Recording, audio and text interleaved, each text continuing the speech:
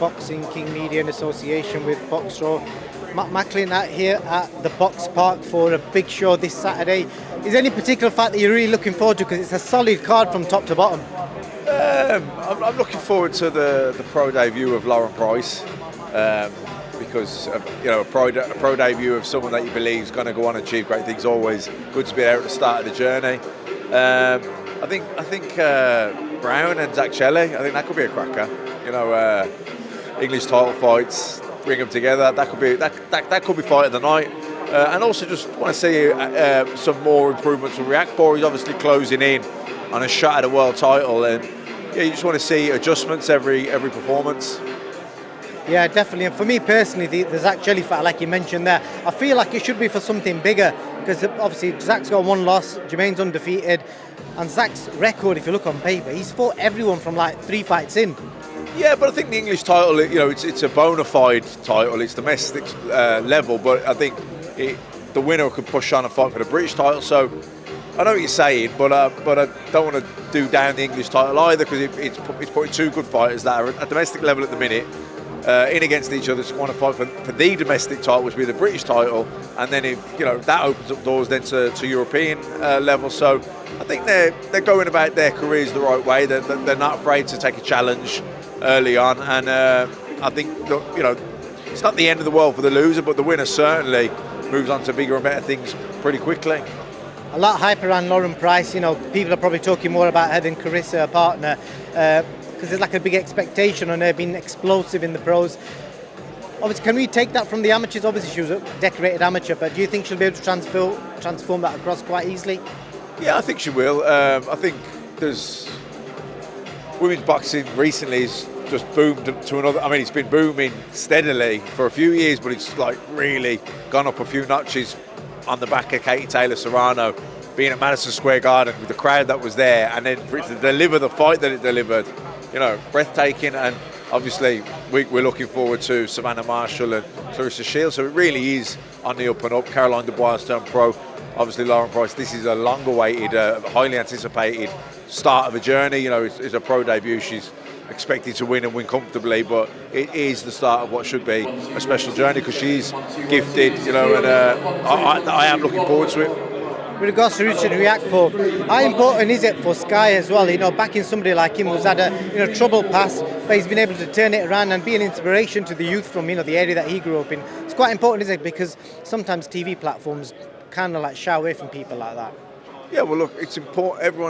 Everyone deserves a second chance in life, and not everyone starts at the same place in life. Some people have solid, loving family upbringing, education, they're extracurricular activities. They get a lot of opportunity, and they've got good role models. Some people have got no opportunity and got no role models, or bad ones. So I think, and if sport, boxing, all sports, particularly boxing though, has given troubled youths who have had no opportunities, who have had poor role models, who basically had a bad start in life, a chance to change direction and make something of themselves and then become role models for other people that have maybe had similar backgrounds to them. So I think it's crucial that TV networks get behind stories like that. Of course, he has to have the ability to match to the story, the backstory, or the story. His story, I guess, is brilliant.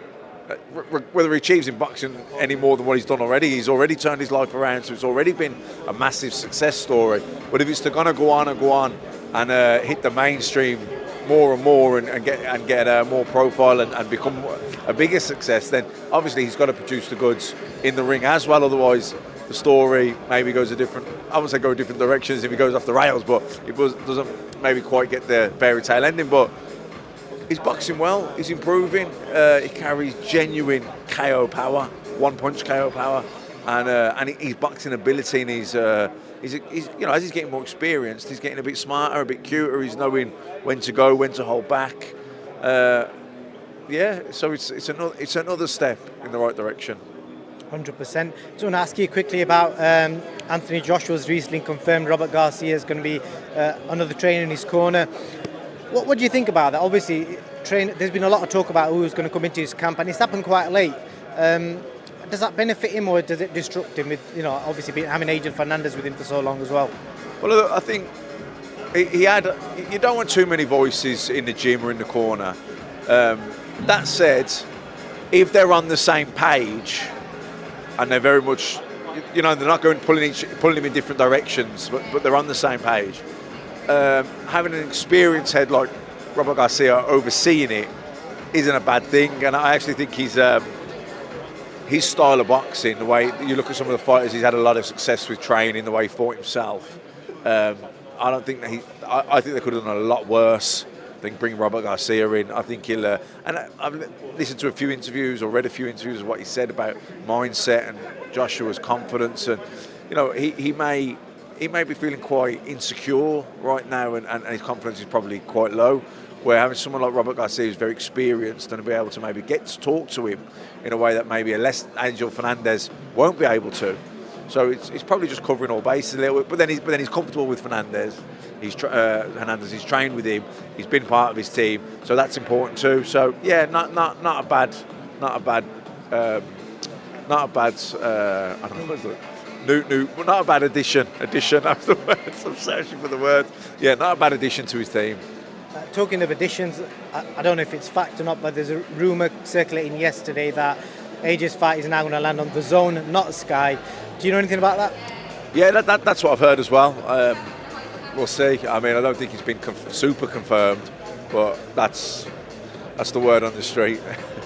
Obviously, as a fighter, because you can draw from your own experiences, because I was reading yesterday, AJ's had 3 fights in 3 years, and obviously COVID plays a part, but there's a lot of other superstars that have had 6, 7 fights in that time. Do you think it's almost a bit of a curse when you get to the top, the money takes, money becomes the main aim, for every fight? It's kind of restricted his career quite a bit, do you think? No, I think so, definitely, because fighters are earning so much money per fight, a lot of things have to come together in order for that to generate that money. The venue has to be available on that date that matches the TV that can do it on that day, which doesn't clash with the FA Cup or the Champions League or whatever it is. So there's a lot of things that have to be taken into account. So these fights take a lot of putting together to generate that money, and it's like, so fighters, I actually think boxers' development is being hurt because of it, because they're not fighting often enough, so the profiles aren't being big enough, and they're not developing. They're doing longer camps then, because they need longer camps because they've been out of camp,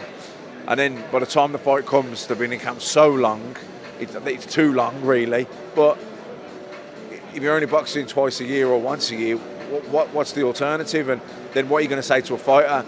You should box for as much money, but you need to box more often, and you'll still make the same amount in the year, and that is actually better. They would be better off if they boxed for the same amount of money 4 times a year instead of twice a year. But how are you going to say that to a fighter when he goes in the ring? It's a 50-50 situation, and when you lose, your earning capacity or earning potential comes down, doesn't it? So you can't say to a fighter, fight for half the money but box twice as often, because they're going to look at you like you're mad, and in a way you are. But actually, I think, assuming they win them all, it's better for their development, and they're building their profile, the momentum, their confidence, their sharpness, to keep the weight down. The camps aren't as long, so they don't feel as mentally or emotionally burnt out by the time they fight. So boxing regularly, activity, momentum, it's the best thing you can be as a fighter. But because the money's gone so big, in order to put the events around, in order to put those events together where they generate so much money, there's a lot of putting together in those fights. Fair dues, Matt. Last question. Obviously, the obvious assumption is that DAZN have probably outbidded Sky for AJ's signature with regards to that. Do you think AJ's subscription power will be enough to make DAZN a big, give him a big foothold in the UK market? I'm not sure. I mean, I think it'll be good on the night he fights, but how many of those people then fall away for the next one? And also, it won't have the same promotional tools to push the pay-per-view or to push the subscriptions for DAZN, because you got to remember Sky Sports News. What a tool that is in terms of promoting, because every sports fan in the UK, every football fan, they're watching Sky Sports News daily.